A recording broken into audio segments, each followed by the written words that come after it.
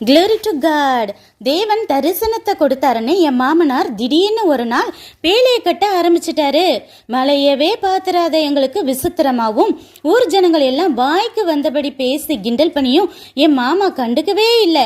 நாள் போய்கிட்டே இருந்தது. திடீர்னு பேழைக்குள்ள நாங்க எல்லாரும் போக கப்பல் கதவை தேவன் பூட்டிட்டாரு. திடீர்னு இடி சத்தம் ஒரு பக்கம் கேட்க, சோன மழை பெய்யற சத்தம் ஒரு பக்கம்.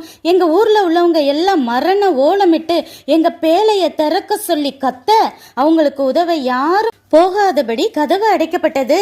நல்ல வேளை நாங்க என் மாமனார் தரிசனத்துல சேர்ந்து ஓடுனதுனால உயிர் பிழைச்சோம் என நோவாவின் மருமகள் நினைத்து கொண்டாள். இதுல 3 விதமான குரூப்ஸ் இருக்காங்க. நம்பர் 1, தேவ தரிசனம் நிறைவேற்றிய நோவா. நம்பர் 2, தேவ தரிசனத்தோடு சேர்ந்து ஓடிய நோவாவின் குடும்பம்.